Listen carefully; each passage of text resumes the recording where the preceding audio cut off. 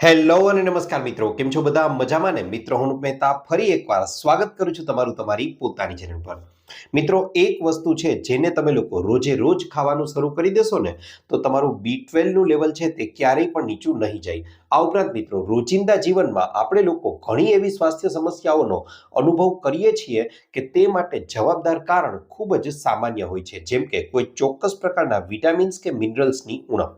મિત્રો, આ ઉપરાંત વાત કરવા જાઉં તો અમુક ગંભીર સમસ્યાઓ જેવી કે હાઈ બ્લડ પ્રેશર છે, ખરજવું છે, તણાવ છે કે પછી ઓછું સ્પર્મ કાઉન્ટ પુરુષોમાં છે, તે પણ કોઈ ચોક્કસ પ્રકારના વિટામિનની ઉણપ માટે જ તે જવાબદાર માનવામાં આવે છે. અને જો તે વિટામિનને લઈ લેવામાં આવે તો આ પ્રકારની સમસ્યાઓને ખૂબ જ સરળતાથી નિવારણ કરી શકાય છે. મિત્રો, આ ઉપરાંત વાત કરવા જાઉં તો આપણા ભારતીયોમાં જો કોઈ એક વિટામિનની સૌથી વધુ ઉણપ જોવા મળતી હોય તો તે છે વિટામિન ડી.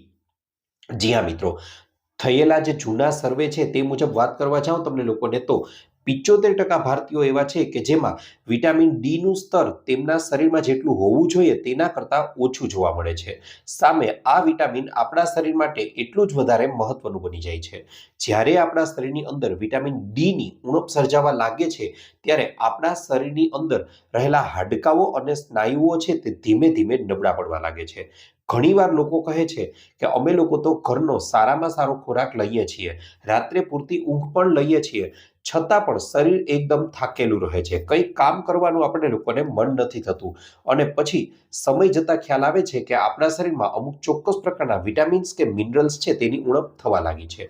જો મિત્રો તમને લોકોને પણ સાંધામાં દુખાવા રહે છે, સ્નાયુઓ છે તે ખેંચાયેલા રહે છે અને તેની સાથે સાથે તમારા શરીરમાં પણ એકદમ થાકનો અહેસાસ થાય છે, તો ખૂબ વધારે શક્ય છે કે તમારા શરીરમાં વિટામિન ડી ની ઉણપ છે તે થવા લાગી છે. આ ઉપરાંત જે લોકોના શરીરમાં વિટામિન ડી ની ઉણપ સર્જાવા લાગે છે તે લોકો ખૂબ જ ઝડપથી બીમાર પણ પડી જાય છે. આનો મતલબ તેમના શરીરમાં રોગ પ્રતિકારક શક્તિ છે તેમાં પણ દેખીતો ઘટાડો જોવા મળે છે. મિત્રો, ત્યારબાદ વાત કરવા જાઉં તો વિટામિન ડી નો ખૂબ જ ઘનિષ્ઠ સંબંધ કેલ્શિયમ સાથે પણ રહેલો છે.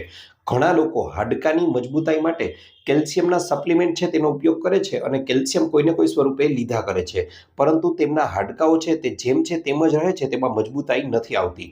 તેના પાછળનું પણ મુખ્ય કારણ એ છે કે કેલ્શિયમની સાથે સાથે વિટામિન ડી પણ પૂરતું આપણા શરીરમાં હોવું જરૂરી છે, કારણ કે કેલ્શિયમના શરીરમાં યોગ્ય શોષણ માટે વિટામિન ડી હોવું ખૂબ જ વધારે જરૂરી બની જાય છે. આ ઉપરાંત મિત્રો, વાત કરવા જાઉં તો જો તમારા સ્વભાવમાં પણ તમારી પ્રકૃતિમાં પણ વાતમાં ગુસ્સો આવવો, આ ઉપરાંત તમારા માનસિક સ્વાસ્થ્ય પર પણ નકારાત્મક અસરો થવી, સાથે સાથે વાતમાં તમને મૂડ ઓફ થઈ જવો, આવું તમારી સાથે પણ થતું હોય તો ઘણી ખરી અંશે બની શકે છે કે તમારા શરીરની અંદર વિટામિન ડી છે તેનું લેવલ તમારે લોકોએ ચેક કરાવવું જોઈએ. આ ઉપરાંત મિત્રો, એક સામાન્ય બ્લડ ટેસ્ટ દ્વારા તમે લોકો તમારું વિટામિન વિટામિન ડી છે તેને ચેક કરાવી શકો છો. આગળ વાત કરવા જાઓ મિત્રો તો એવો પ્રશ્ન થાય ચોક્કસથી તમને લોકોને કે ભારત જેવો દેશ કે જ્યાં સૂર્યનો તડકો તો 12 માસ આપણને ખૂબ જ સરળતાથી મળી રહે છે, ત્યાં વિટામિન ડી ની ઉણપ થવી એ શું ખરેખર વ્યાજબી છે? તો મિત્રો, એનો જવાબ છે કે સૂર્યની હાજરીમાં ચોક્કસથી આપણી ત્વચા છે તે ખૂબ જ સરળતાથી વિટામિન ડી બનાવી આપે છે. આવું આપણે લોકો વર્ષોથી સાંભળતા આવ્યા છીએ અને એવો પણ મનમાં તરત જ પ્રશ્ન ઉદ્ભવે કે શું તો આ ખરેખર સાચી વાત છે કે માત્ર વડીલો દ્વારા કહેલાયેલી સામાન્ય વાત છે? તો મિત્રો, તમને જણાવી દઉં કે ના, આ ખરેખર સાચી વાત છે. સંશોધનો પણ આજે આધુનિક સંશોધનો થયા છે એ પણ એવું સૂચવે છે કે સૂર્યપ્રકાશની હાજરીમાં આપણું શરીર છે તે ખૂબ જ સરળતાથી વિટામિન ડી છે તેને ઉત્પન્ન કરી શકે છે, તેને બનાવી શકે છે. પરંતુ તરત જ પ્રશ્ન થાય કે તો પછી શા માટે આપણા દેશમાં વિટામિન ડી ની ઉણપ જોવા મળે છે? તો મિત્રો, તેનું મુખ્ય કારણ એ છે કે મોટા ભાગના લોકો છે તે મોટા ભાગે આખો દિવસ ઘરમાં રહેવાનું જ પસંદ કરે છે, પ્રિફર કરે છે, અને ઘરની બહાર નીકળવાનું પણ જ્યારે થાય તો મોટા ભાગના લોકો છે તે સનસ્ક્રીન લગાવીને બહાર નીકળે છે. ભારતમાં લગભગ મેં જણાવ્યું એ પ્રમાણે 75% લોકો છે તેમાં વિટામિન ડી ની ઉણપ જોવા મળે છે. હવે જ્યારે આપણે લોકોએ આ ઉણપ છે તેને નિવારવી હોય તો આ માટે તમારે લોકોએ, સંશોધનો એવું જણાવે છે કે જો ઉનાળાનો સમય છે અને પૂરતો સૂર્યપ્રકાશ મળી રહે છે તો 10 થી 12 મિનિટ સુધી તમે સૂર્યના તડકામાં રહો છો તો આ સમયગાળા દરમિયાન તમારું શરીર છે તે પૂરતી માત્રામાં આખા દિવસનું વિટામિન ડી છે તે બનાવી લે છે. પરંતુ શિયાળાનો સમય કે જ્યારે સૂર્યપ્રકાશ પ્રમાણમાં ઓછો હોય છે તો ત્યારે તમારે લોકોએ સૂર્યના સંપર્કમાં વધારે સમય માટે રહેવું જોઈએ કે જેથી કરીને તમારું શરીર છે તે પૂરતી માત્રામાં વિટામિન ડી છે તે બનાવી શકે.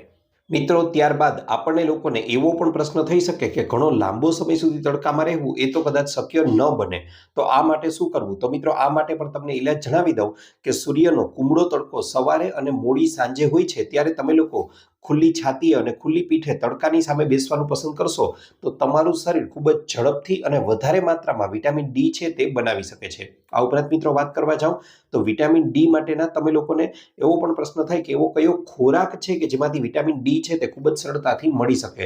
તો મિત્રો તમને જણાવી દઉં કે વિટામિન ડી મેળવી શકાય તેવા કોઈ બહુ ખાસ ખોરાક છે તે આપણી આસપાસ ઉપલબ્ધ નથી, પણ એકાદ બે જે મળ્યા છે તે તમને સૂચવું તો તેમાં સૌથી પહેલું નામ આવે છે મશરૂમ. જી હા મિત્રો, જો મશરૂમનું સીધું જ તમે શાક બનાવી અને ખાવાનો આગ્રહ રાખશો તો તેમાંથી તમને બહુ નહિવત માત્રામાં વિટામિન ડી છે તે મળી આવશે, પરંતુ આ જ મશરૂમને વૈજ્ઞાનિકોએ જે સંશોધનો કર્યા તેના પરથી જાણવા મળ્યું કે તેનું શાક બનાવો છો તેના પહેલા 1 કલાક સુધી જો તેને તડકામાં રાખવામાં આવે તો તેમાં 1000 ઇન્ટરનેશનલ યુનિટ જેટલું વિટામિન ડી છે તે આવી જાય છે. આ ઉપરાંત જો તેને 8 કલાક સુધી તડકામાં રાખવામાં આવે તો તેની અંદર લગભગ 46,000 ઇન્ટરનેશનલ યુનિટ, અને જો આ જ મશરૂમને 14 કલાક સુધી તડકામાં રાખી અને ત્યારબાદ શાક બનાવવામાં આવે તો 2,67,000 ઇન્ટરનેશનલ યુનિટ જેટલું વિટામિન ડી છે તે આવી જાય છે, અને ત્યારબાદ તેનું સેવન કરવામાં આવે તો ફાયદો થાય છે.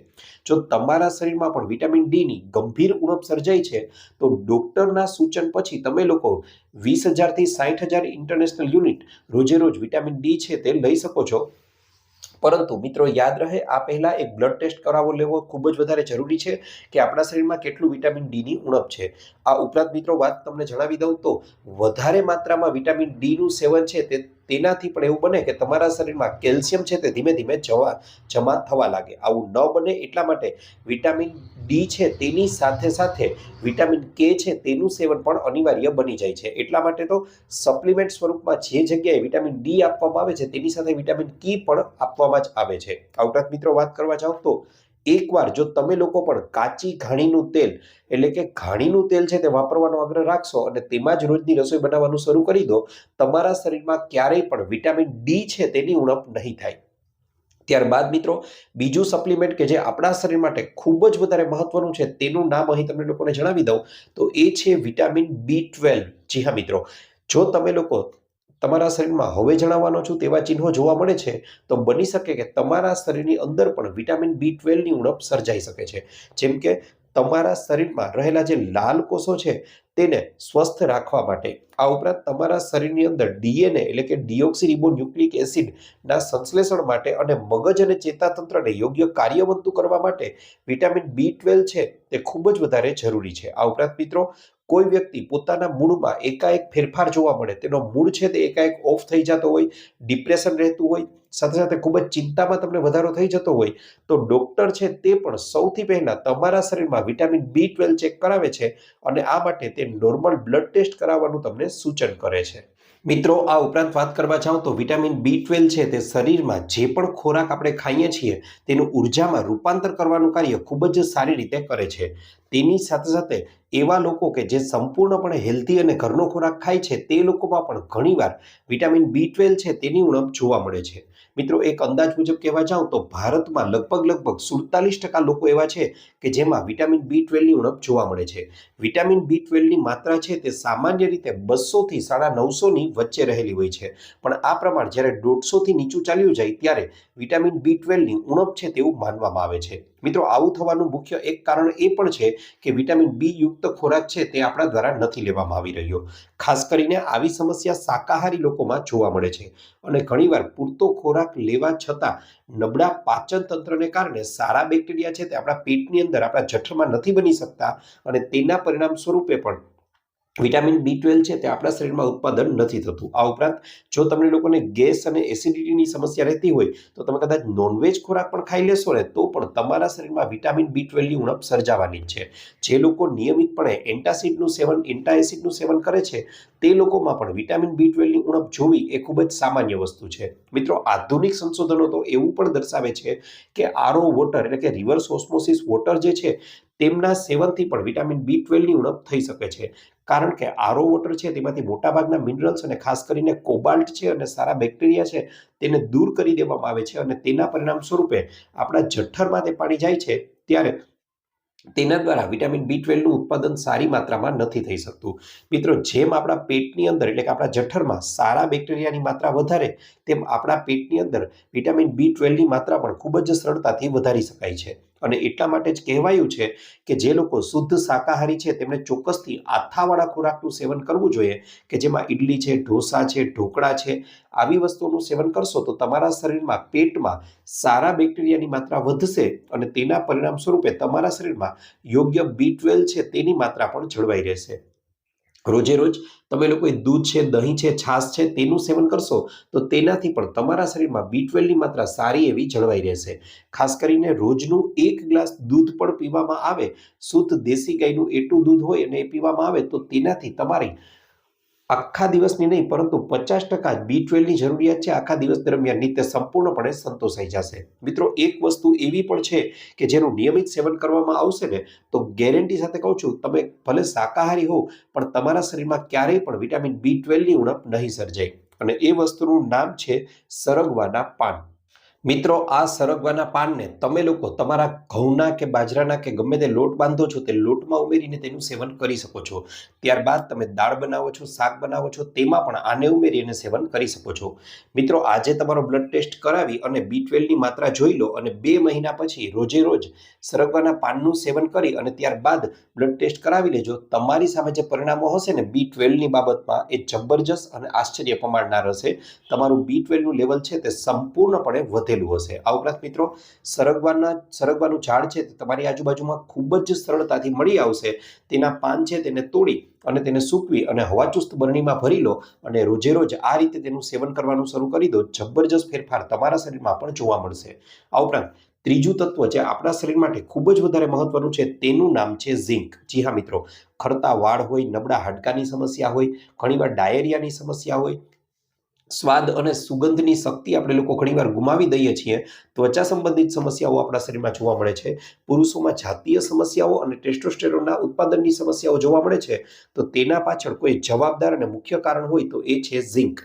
અને ભારતમાં લગભગ વાત કરવા જાઓ તો 30%થી વધારે લોકોમાં ઝીંકની ઉણપ જોવા મળે છે. મિત્રો, આનું મુખ્ય કારણ એક એ પણ છે કે પહેલાના સમયમાં તમે લોકો જોયું હશે તો જંક ફૂડ જ આમ તો કહેવાય, એટલે કે બહારનો ખોરાક જે છે તેને વારે તહેવારે ને ક્યારેક જ ખાવાનો આગ્રહ રાખવામાં આવતો હતો. પણ આજકાલ તો જંક ફૂડ છે તેનું વારંવાર લોકો દ્વારા સેવન કરવામાં આવે છે અને તેના પરિણામ સ્વરૂપે ઝીંકની ઉણપ આપણા શરીરમાં સર્જાવી ખૂબ જ વધારે સામાન્ય છે. ઘણીવાર એવું બને છે કે ઘરનો ખોરાક ખાવા છતાં પણ ઝીંકની ઉણપ છે તે લોકોમાં જોવા મળે છે. તેનું મુખ્ય કારણ એ છે કે તમે દાળ ખાવ છો, ચોખા ખાવ છો કે પછી ડ્રાયફ્રૂટ્સ ખાવ છો, તેને સીધું જ સેવન કરવામાં આવે છે. એટલે કે દાળ બનાવવી તો સીધી જ કુકરમાં મૂકી અને ગેસ પર ચડાવી દીધી. પણ આવું ન કરતા તેને 5 થી 6 કલાક પહેલા પાણીમાં પલાળી દેવા. ચોખા સાથે પણ આવું કરવું અને ડ્રાયફ્રૂટ્સ ખાવા છે તો ડ્રાયફ્રૂટ્સને રાત્રે પાણીમાં પલાળી વહેલી સવારે ઉઠી અને તેનું સેવન કરવામાં આવે તો ઝીંકની ઉણપ છે તેને ખૂબ જ સરળતાથી નિવારી શકાય. આવું એટલા માટે કારણ કે તેમાં રહેલા પોષક તત્વો છે તેને પલાળી દેવામાં આવશે, ત્યાર પછી ખાવામાં આવશે તો તે શરીર દ્વારા ખૂબ જ સરળતાથી શોષણ તેનું કરી શકાશે. ત્યારબાદ મિત્રો, અગત્યનું અને મહત્વનું જો કોઈ ઘટક હોય તો એ છે ફોલેટ. ફોલેટ એટલે કે ફોલિક એસિડ. કદાચ તમને લાગશે કે ભાઈ ફોલિક એસિડની ઉણપ ભારતીયોમાં ક્યાંથી જોવા મળે, તો મિત્રો જણાવી દઉં કે લગભગ 35% ભારતીયો છે તેમના શરીરમાં ફોલેટ એટલે કે ફોલિક એસિડની ઉણપ છે તે જોવા મળે છે. જો તમને લોકોને પણ મોઢામાં વારંવાર ચાંદા પડે છે, શરીરમાં નબળાઈ આવી ગઈ છે, તમારી જીભ છે તે લાલ જોવા મળે છે, પીળી ત્વચા થઈ ગઈ છે, તો તે બની શકે કે તમારા શરીરમાં ફોલેટ એટલે કે વિટામિન B9 છે તેની ઉણપ જોવા મળે છે. હવે તેનું કાર્યની વાત કરવા જાવ તો કોષો અને DNA એટલે કે ડીઓક્સીરીબોન્યુક્લિક એસિડ અને તેને રિપેર કરવાનું, લાલ કોષો કે જે લોહીમાં રહેલા હોય તેને નવા બનાવવાનું કાર્ય કરે છે. અને એટલા માટે જ ગર્ભવતી મહિલાઓ છે તેમને રોજે રોજ વિટામિન B9 એટલે કે ફોલિક એસિડ છે તે લેવાનો આગ્રહ રાખવામાં આવે છે. અને જે મહિલાઓ નિયમિતપણે વિટામિન B9 એટલે કે ફોલિક એસિડ નથી લઈ શકતા, તેમનું આવનારું બાળક છે તેમને મગજ સંબંધિત કે કરોડરજ્જુ સંબંધિત સમસ્યાઓ છે તે થવાની શક્યતાઓ ખૂબ જ વધારે વધી જાય છે. મિત્રો, ઘણા લોકોની અંદર ખોરાકમાં વિવિધતા પણ ન હોવાને કારણે આ પ્રકારની ફોલિક એસિડની એટલે કે વિટામિન B9 છે તેની ઉણપ જોવા મળે છે. એટલે કે ઘણા લોકો રોજે રોજ એકને એક પ્રકારનું તેલ, એકને એક પ્રકારના શાકભાજી છે તે ખાવાનો આગ્રહ રાખે છે. એના બદલામાં જુદી જુદી ફરતી ફરતી દાળો છે તે આપણે ખાવી જોઈએ, ફરતા ફરતા લીલા પાંદડાવાળા શાકભાજી છે તે લેવાનો આગ્રહ રાખવો જોઈએ, કે જેથી કરીને આપણા શરીરમાં પૂરતી માત્રામાં યોગ્ય પોષક તત્વો મળી રહે. આ ઉપરાંત લીલા શાકભાજી છે, બીટ છે, ખાટા ફળોના સેવનથી પણ આ ખામીને ખૂબ જ સરળતાથી નિવારી શકાય છે. પપૈયા અને કેળામાં પણ પૂરતી માત્રામાં વિટામિન B9 છે તે મળી આવે છે. ત્યારબાદ મિત્રો છેલ્લું અને મહત્વનું તત્વ 5મા નંબરનું જે છે તેનું નામ છે મેગ્નેશિયમ. જી હા મિત્રો, મેગ્નેશિયમ છે તે આમ તો આપણા શરીરમાં 300થી વધારે કાર્યો કરવામાં ખૂબ જ મહત્વનો ભાગ ભજવે છે, પણ ખાસ વાત કરવા જાઓ તો તે આપણા હાર્ટ માટે એટલે કે હૃદય માટે ખૂબ જ મહત્વનો ભાગ ભજવે છે. તે નસોમાંથી લોહીનું વહન સરળતાથી ભ્રમણ કરાવે છે, સાથે સાથે આપણા હાર્ટ બીટ એટલે કે હૃદયના ધબકારાઓને નિયંત્રિત કરે છે.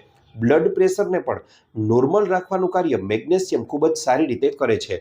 હાર્ટ એટેકના મોટા ભાગના કિસ્સાઓમાં જોવા મળ્યું છે, આમ તો કહેવા જાવ તો 80% જેટલા કિસ્સાઓમાં જોવા મળ્યું છે કે આ પાછળ કોઈ ઉણપ જવાબદાર હોય તો એ છે મેગ્નેશિયમ.